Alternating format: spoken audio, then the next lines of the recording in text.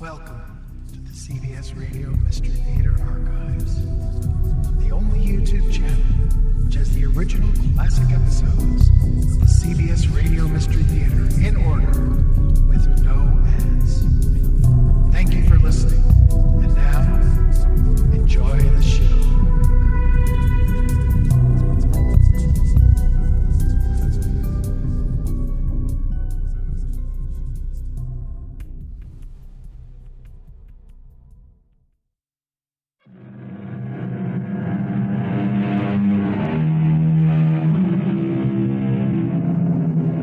Come in.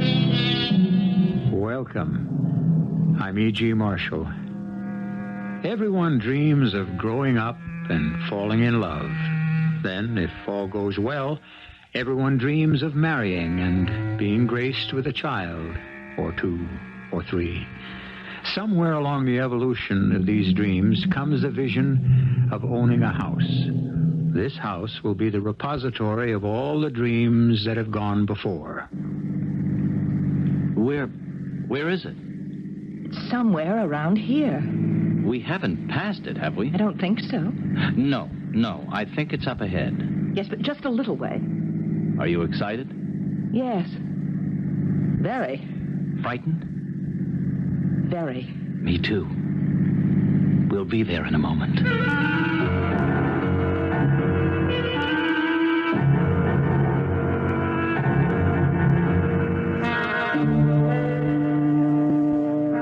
Our mystery drama, A Magical Place, was written especially for the Mystery Theater by Elspeth Eric and stars Marian Seldes and William Redfield. It is sponsored in part by Anheuser-Busch Incorporated, Brewers of Budweiser, and True Value Hardware Stores. I'll be back shortly with Act One.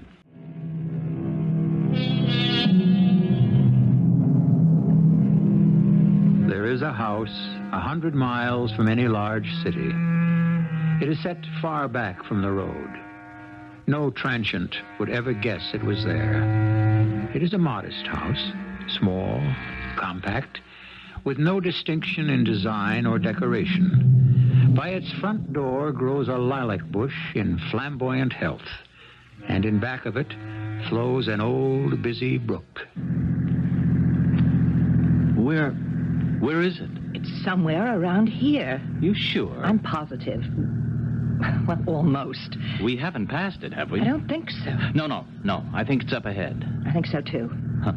Are you excited? Yes. Very.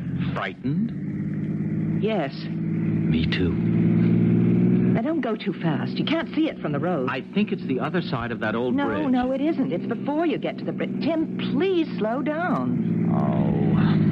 When are you going to stop doing that? Doing what? Doing the driving.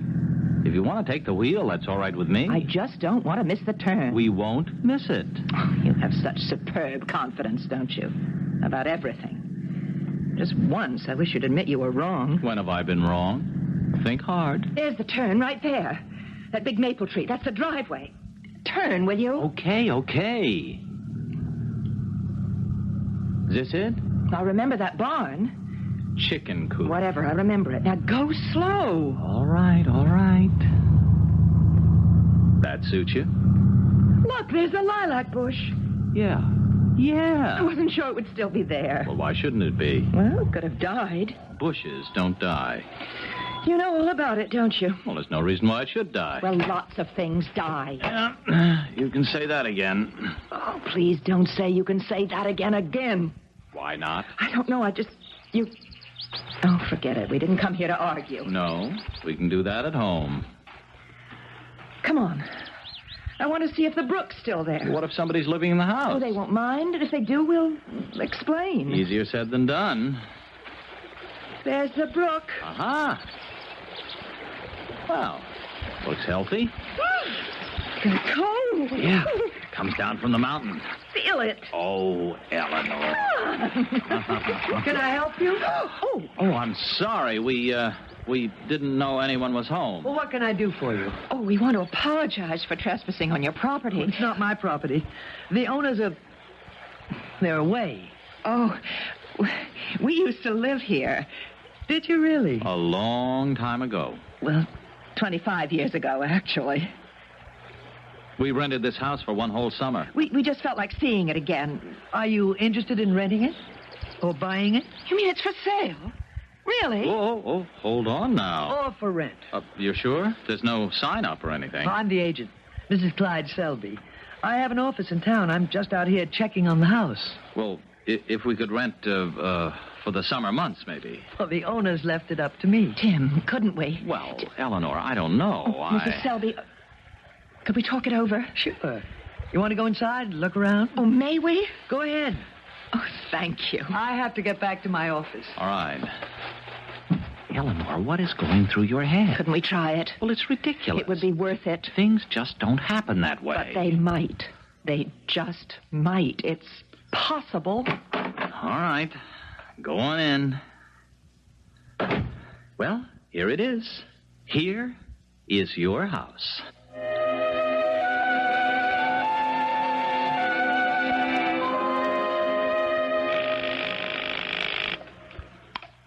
Selby Real Estate. Mrs. Selby, this is Timothy Elkins. My wife and I met you today down by the brook, the little house. Do you remember? Oh, yes. We'd like to rent the house for the summer. Maybe buy it if everything works out. Do you like it, do you? Well, we have very good memories of the place. Of course, it's changed, but not too much. Somebody's put in a bathroom since we lived here. Yes, it used to be very rusty. Yeah, and electricity. We used kerosene lamps, but on the whole, yes, we do like it. Well, you've got it for the summer, if that's what you want. Fine, we'll be in to see you. I'm right on the main street, 2 doors from the post office. Thank you, Mrs. Selby. We'll come in later in the day. I'm open till 7. Fine. See you later. Goodbye. Goodbye, Mrs. Selby. Well, that's that. I hope... So do I. It's a long shot, But Eleanor. I have a feeling... A feeling isn't much to go on. It just might work. So, do we go see Mrs. Selby and sign on the dotted line? We haven't even asked the price. It doesn't matter. That's all very well for you to say. Whatever it costs, it's worth it. If it works. It's got to. All right. So, shall we be off to the village? Oh, Tim, let's first take baths and change and get the country clothes on. I mean, I'll wear shorts the way I used to, and you can put on your white duck pants and a blue shirt. And then we'll go to the village inn to eat. And we'll stop by Mrs. Selby's before dinner. Okay. Who gets to take a bath first? I don't care. Okay. I will. Tim, wait. Maybe this is crazy, but the whole thing's crazy anyway.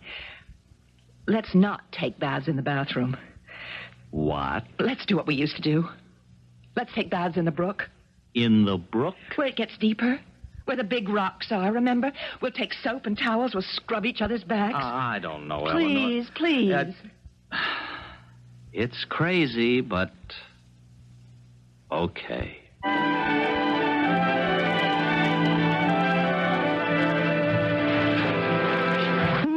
Ooh, for Pete's sake, Eleanor, it's cold. Oh, it is, isn't it? Is this really the deep part? Oh, this is where it used to be.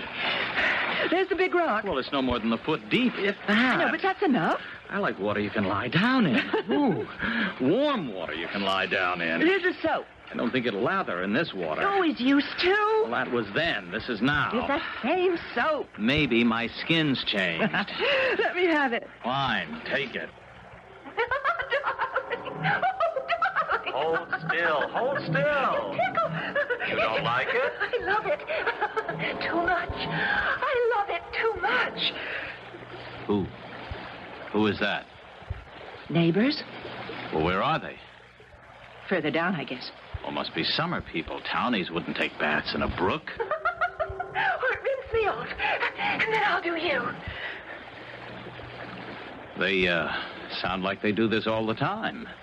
They seem to be enjoying themselves. Don't they, though? They're young. We're not. But if we could remember what it's like. Oh, is it so small a thing to have enjoyed the sun? To have lived light in the spring, to have loved, to have thought, to have done? Matthew Arnold. We used to live light in the spring. We used to love. We used to think, or we thought we did. Anyway, we tried to. It seems years since I've thought anything. We used to do things. If we could just remember how it felt. I say, fear not. Life still leaves human effort scope, but since life teems with ill, nurse no extravagant hope. Do you think this is an extravagant hope? To try and remember? Elinor, the last line of the poem is, because thou must not dream, thou needest not then despair.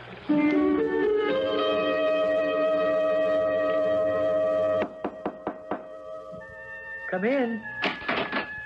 Well, hello. I was just about to close the office. Oh, well, we're here to sign up, Mrs. Selby. Well, I've got the lease made out from today until Labor Day. We may want to buy the place. Well, you can decide that at the end of the summer. No rush about it. How much do the owners want for it?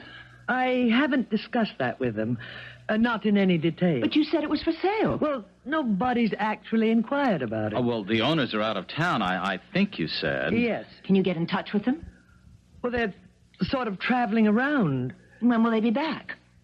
That's hard to say. Mrs. Selby, you give me the feeling you don't really want to sell the house. Well, there's plenty of time for that. Well, that's a very peculiar attitude for an agent to take. You don't recognize me, do you? Huh? Should we? It's been a long time. 25 years. Did we meet somewhere? You met me here.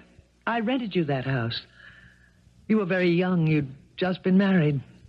I thought I'd never seen two people so happy. I wanted to be just like you. Be happy the way you were. I'm sorry we didn't remember. We should have. No, not at all. It was a long time ago. We were all of us young. And that's hard to remember. Being young.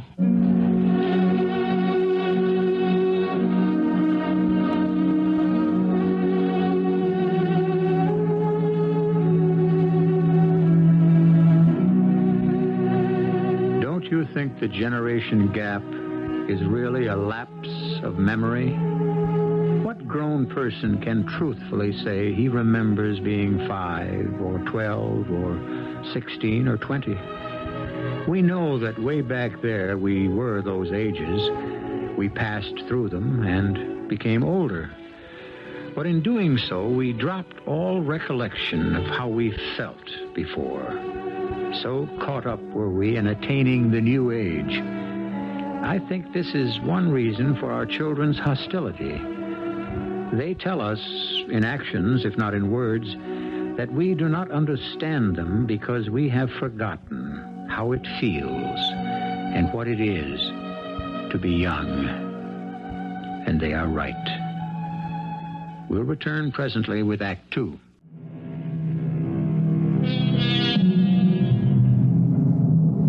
Elinor and Timothy Elkins have returned to the cottage where they spent an enchanted summer many years before.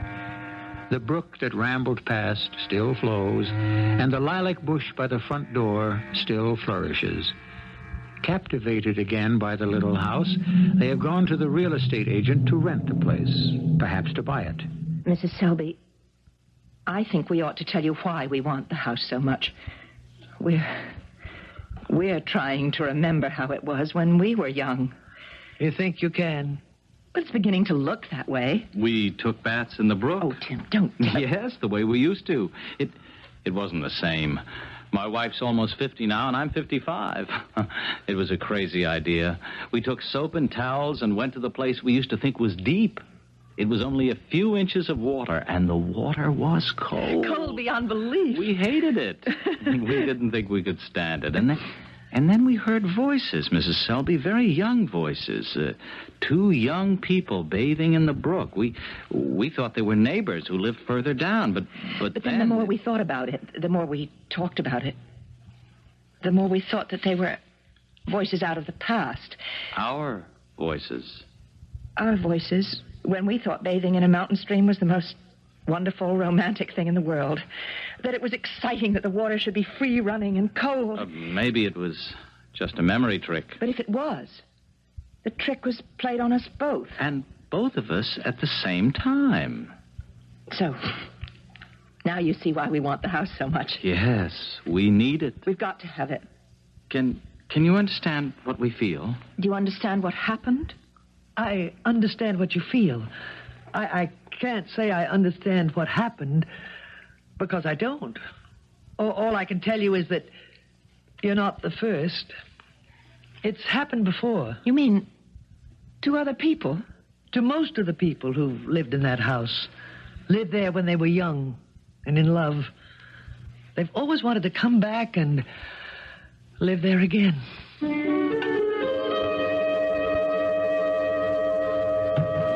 Now, the daybed was beneath these windows, Tim.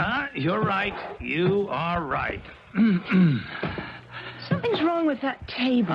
No. That's where it always stood. I remember, with the two benches between the back porch and the door to the bedroom. I remember it perfectly. But something's wrong. Yes, you're right. The color. It's the color. It's the wrong color, Elinor. Remember? When we moved in, it was that awful lavender, and we painted it yellow. Now somebody's gone and painted it green. Well, that's it.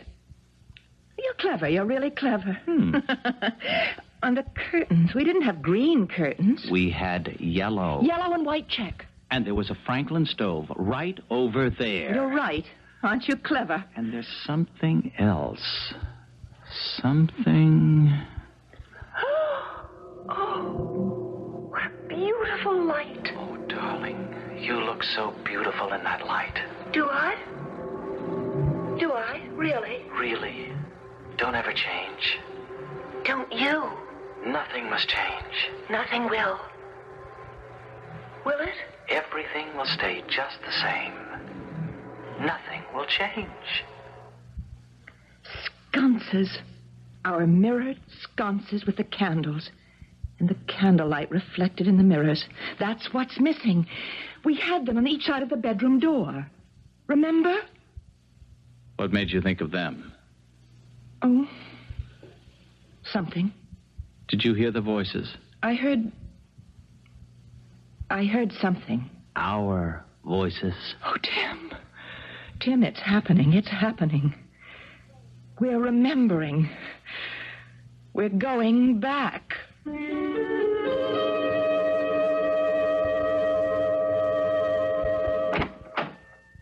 Mrs. Selby. Oh, good morning. How are you? I'm fine. How are things going? Very well. Very, very Oh, well. I'm glad to hear it. Mrs. Selby, we want to ask you something. Do you think, the owners, would they mind if we just did a few things to the house? Well, just made some alterations. Alteration? Oh, nothing drastic. Oh, we wouldn't do that. Not unless we owned it. But just a few things inside. You see, we want to put in a Franklin stove like the one it used to have. And change the curtains. And paint the table. It's a very old table. It must have been painted a dozen times.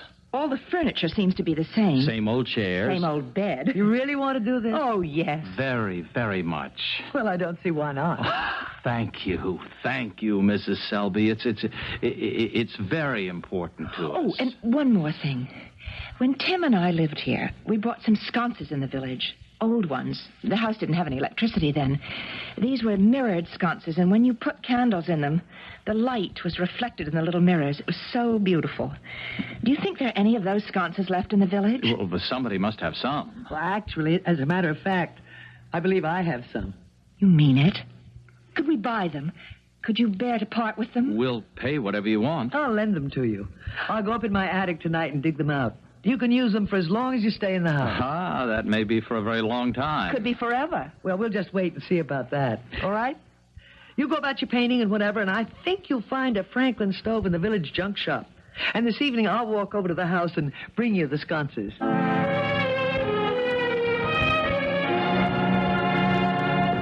Oh, there. Elinor. Curtains are finished. Come here. All done by hand. Now, just look. Oh, it's the stove, the dear little iron stove. And tomorrow I'll hook up the chimney and we'll have a fire. Well, help me with these curtains. Oh, they look great. And the table. Oh, you did a wonderful job. Do you think it's the right shade of yellow? Buttercup yellow. It's perfect. The room is beginning to look right. It looks almost the same. Do you remember picking out this material? I wanted red. I know you did. But you were right. Yellow's the best. Tim, do you think it's happening? I don't know.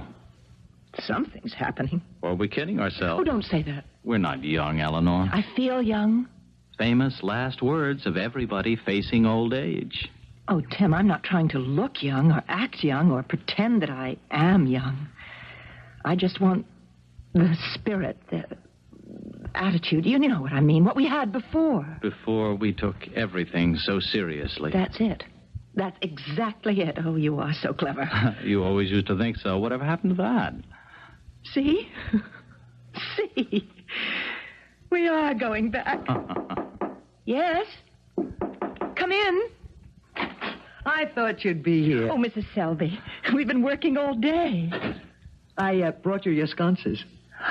Oh, Mrs. Selby. Oh, that's very nice of you. And candles that fit into them. Could we put them up right away? Of course we could. As far as I'm concerned, if you're not exhausted. The nails are in the wall, the same nails, each side of the door. They couldn't be the same ones, could they? Well, I suppose they could.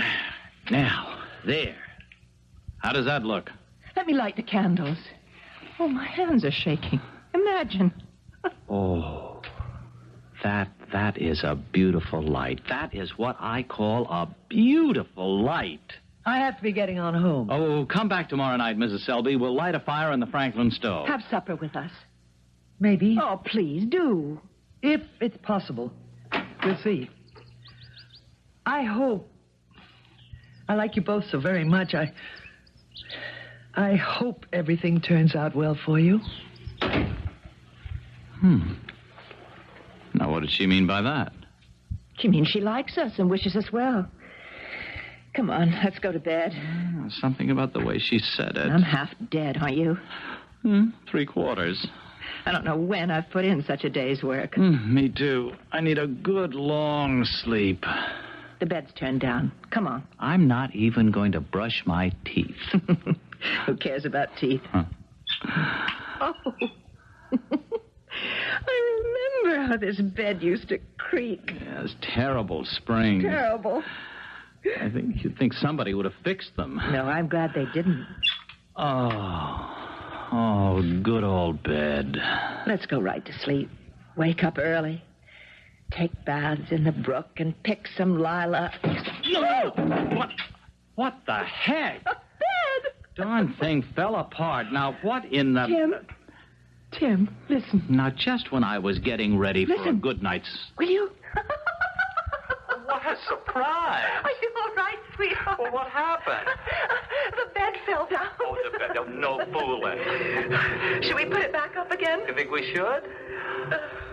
Later. Much later. Maybe tomorrow. Remember, Tim? I remember. That's what we said. The night the bed fell down.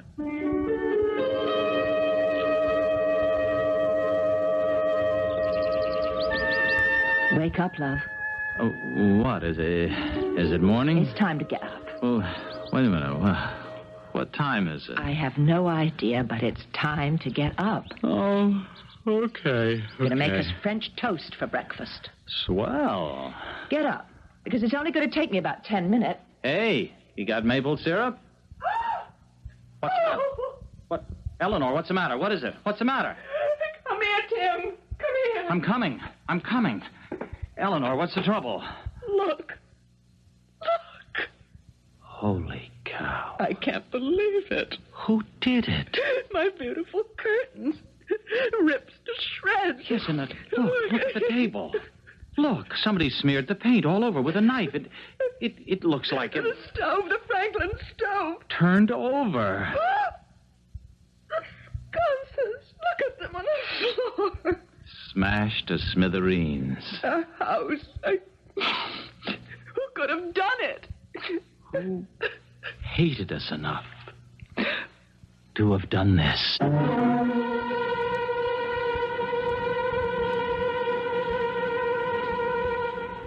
There is a singular shock, a most unique sensation, upon first witnessing the mutilation of a place. Anyone who has ever come home to find it has been ransacked by thieves will tell you this. The loss of mere objects is as nothing compared with the outrage and humiliation suffered at the sight of familiar belongings disarranged by alien hands. intrusion into the sanctuary of the home, total disregard of the place once thought private. That is the unbearable insult. We'll return shortly with Act 3.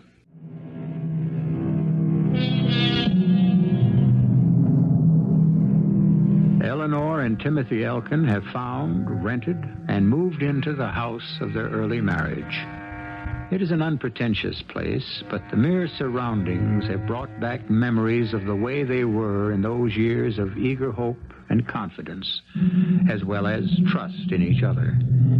And from the very walls and the surrounding air have come voices from the past when everything seemed not only possible but likely, even inevitable. In their enthusiasm, they have refurnished the house to look as it did in those sunshine days, only to wake the next morning and find all their work undone. My beautiful curtains ripped to pieces. Look at the table. Somebody smeared the paint with a knife. It looks like... Look at the stove. Turned over. And my sconces. Oh, look. Smashed to smithereens. Who could have done this? Who hated us enough to have done this to our house? About time. I'll say. Everything will be fine now. Everything will be fine. Perfect. I'm sorry, darling. I'm sorry, too. Forgive me. Do you forgive me? Say you do. Please say you do. Elinor, did you hear them? Yes, I heard. Were they our voices, or am I going mad? If you are, I'm mad, too. Of course, it's awfully hard to recognize your own voice. You hear your own voice from inside your own head. It sounds different to someone else. I recognized your voice. I recognized yours. At least we both heard the same thing at the same time. That must mean something, mustn't it? I think we should get out of here. Something's telling us to leave. Or someone. You should phone Mrs. Selby. Tell her. Yes, I suppose so. Lord knows what I'll say. Somebody wrecked the house. She'll say who did it. Then what do I say? Ghosts? People from the past? Dead people with our voices? What do I say? You just have to say what happened. But, Elinor, what did happen? Vandals could have broken in while we were asleep. There was no noise. We'd have waked up. I know. I just said that because I couldn't think of anything else. Oh. Mrs. Selby doesn't answer. She's not in her office. It's after 9. Well, she's not there. Tim, I'm going to start packing. We're leaving? What else can we do? We can't stay here after this. It could happen again, couldn't it? But we're being driven out by the voices. No, not by the voices. We loved the voices. It's this. It's this destruction. The wanton destruction, the cruelty of it. Our lovely curtains, the table. The beautiful sconces smashed to bits. It frightens me to think that anyone could have done it. Who? We don't know who. That's what makes it even worse. There's no way of stopping it. You know, I've heard of people being able to move things without touching them. It's called psychokinesis. But do you believe in that? I never used to. The things that are moved are called apports. A good medium can make things materialize. Though some people say they were always there. The medium just made them visible. Oh, Tim, stop that. Things that can be mobilized into action by means which are not mechanical or even human. I won't listen. Stop. There are people called adepts, people especially skilled. The word used to be applied to alchemists who possessed the great secret of transmutation into gold. In the last couple of centuries, it's come to mean people with deep, deep psychic powers. Tim, how do you know all this? I don't know how I know it. You must have read it somewhere. Except now I feel it. Elinor, I feel it so deeply, as though it were something I'd always known. You know the feeling when something you've only heard about in the vaguest way suddenly becomes real to you? When you possess it for your very own? You're not trying to tell me you think you're an adept? How do I know? What are you trying to say? If I have those powers, if I've had them all along and just discovered them last night, why then... Then what? Then, during the night, I could have done all this. By the sheer power of my will. But we were together all night in the same bed. I'd have known if you'd I done... wouldn't have had to get up out of bed. I could have done it just lying there. Good Lord, suppose I've been fooling myself all along. Suppose I never wanted to come here. It was your idea, you know. But you agreed. Not at first. Not at first, you'll remember. Yes, but later... What if I agreed just to spare your feelings? What if I never wanted to save our marriage? What if I thought coming back here to this house was a silly, childish notion? And futile besides. Is that what you really thought? I'm just trying to find an explanation for all of this. If I have the power of psychokinesis... But that's just moving things. By the power of the will. But it's not smashing things, tearing things to shreds, smearing paint, overturning things. Elinor, wait. If you believe things can be moved around by an effort of will, then you must believe those things can be overturned, smashed, torn to ribbons, all by an effort of will. By superhuman willpower. Darling, don't dwell on it now. It's not good for you. Really, I mean it. Look, call Mrs. Selby's office again. Do that, will you? For me. If you want me to. I very much want you to. Go on now and call her. I'll start to pack. All right. Everything can't be sweetness and light, you know. Not everybody comes back from the grave saying how happy they are to be dead. They can't all be happy. Some of them must be furious. Not all dead people like being dead, you know? Elinor, do you hear me? I hear you. I'm packing the suitcases. The ones who died unjustly. Those who died young. Those who were murdered. They must be full of hate and violence. Well, it's the same thing with psychokinesis. Not everything simply floats around in the air. Some things get broken. Tim, I want you to stop this. I don't like the way you're talking. Mrs. Selby doesn't answer. Maybe she overslept. Maybe. Do you think I should start cleaning up? Oh, leave it till later if you want to, or I'll do it. No, I'll do it. All right, I'll fetch you a broom and a dustpan. All those little squares of mirror. Elinor? Yes, darling, what is it? I don't want to think I did it. I don't want that kind of power. I did want to come back to this house. I did want to remember those first years, those good years. Of course you did, darling, just the way I did. Who could that be? I don't want anyone to see the house like this. What could I tell them? If we're quiet, they'll go away. Anybody home? It's Mrs. Selby. Yes. Come in, Mrs. Selby. Just thought I'd stop by. Well, what's happened here? See for yourself. Well, this is terrible. After all your work. This is the way we found it when we got up this morning. Well, the sconces broken. We'll pay for them. No. They're yours. You left them in the house when you gave it up years ago. I was saving them for when you came back. You knew we'd come back? Well, not for certain, but many people do. You see, this is a magical place. You said magical? Things happen here that don't happen elsewhere. We heard voices. Many people hear voices. Those who don't simply aren't listening hard enough. We thought they were our voices, out of the past. Well, I've no doubt but what they were. But then to wake up this morning and find this. Everything we'd done to make the place look the way it used to, all undone. I never thought they'd go this far. I swear to you. What? What did you say? You said I never thought they'd go this far. Yes, what did you mean by that? Who's they? Well, I'll have to tell you. There's no way out. You most certainly have to tell us. If there's any explanation, we're entitled to hear it. Well, I left town last night. I got word my son needed me. He was in a hospital in Denver. I took a plane. By the time I got there, he was almost well. We tried to reach you this morning. We tried twice. Well, I flew back as soon as my son and my daughter-in-law told me what they wanted. It was hard. What did they want?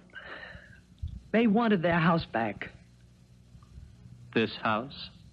They spent their honeymoon in this house. Just as we did. The marriage became unsatisfactory after a couple of years, and They separated. She went her way, he went his. Then he fell ill in Denver, and she rejoined him. Then they'd kept in touch. Their spirits were never very far apart. You mean they kept in touch by mental telepathy? Is that so strange to you? Well, it's something we've read about. Could I have willed all the destruction that you see in this room? Is that conceivable? Well, I think it more likely that all this damage was done by my son and daughter-in-law. They think that if they come back here to this magical place where they were so happy, that they can be happy again, just as before. That's exactly what we thought. And others before you. But you see, this place is a place of youth, and for youth. They're younger than you, so they will not be denied. We'll be leaving, Mrs. Selby. Going back to town. I'm so sorry. I think this place would have worked for you. Perhaps we waited too long.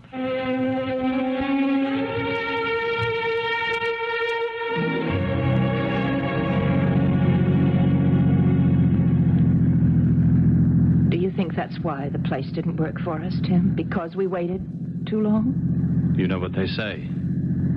You can't go home again. But it almost worked, didn't it? Perhaps.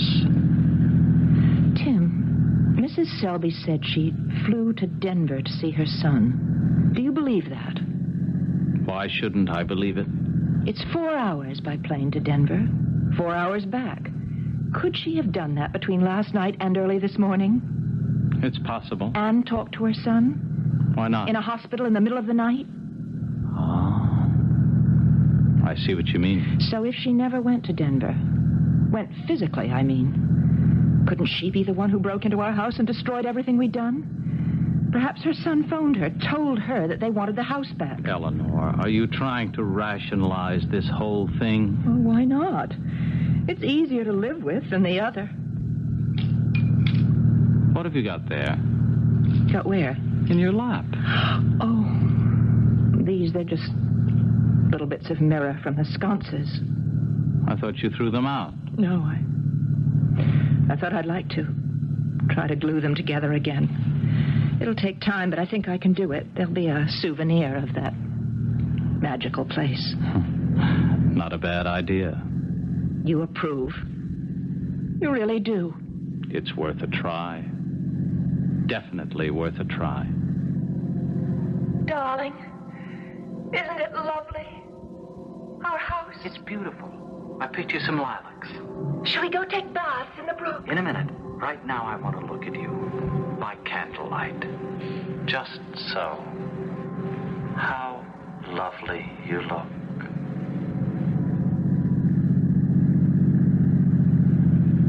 Tim. Yes, my dear. You heard? I heard. That's the way we used to talk to each other. That's the way we'll talk again. I don't know. We're very ordinary people, really. Very middle-aged. Very middle class. But we can still hear voices. Voices from the past. Beautiful. Wonderful. Lovely. Oh, darling.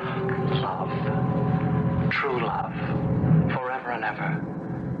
To the end of time. Did you hear? I heard. We said all those things. I know we did. Did you notice the voices are getting fainter?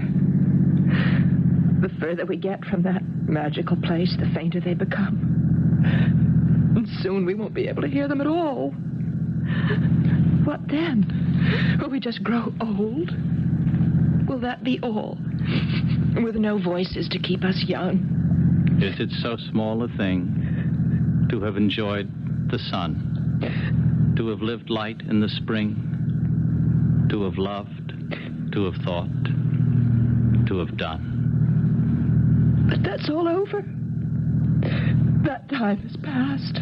What can we hope for now? Because thou must not dream, thou needst not then despair. I won't despair. Not if you'll stick with me. Will you?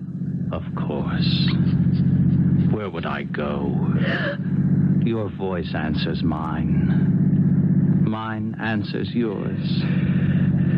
As much as two bodies, we're two voices meeting.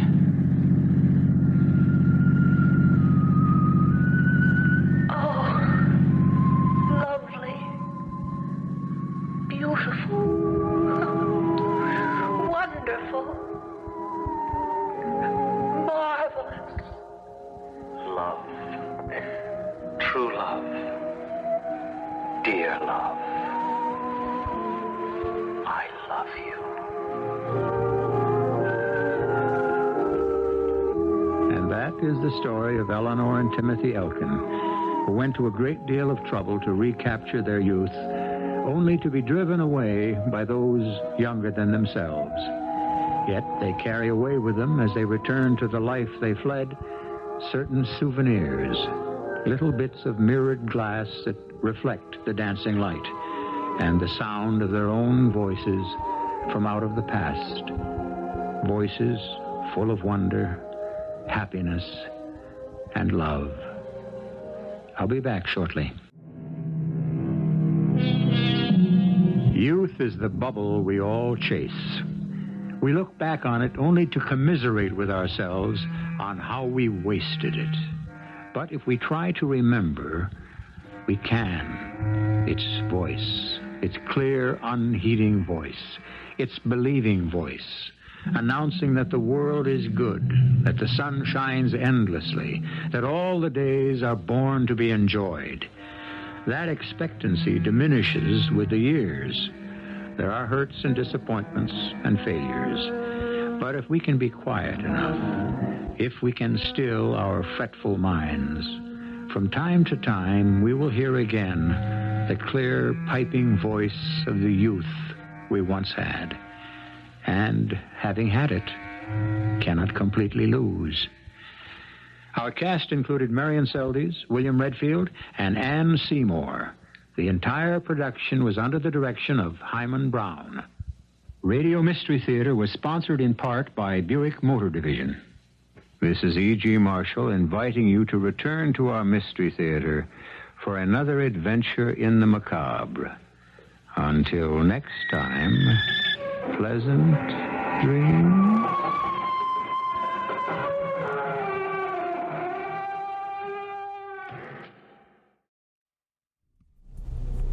I hope you enjoyed this episode of CBS Radio Mystery Theater.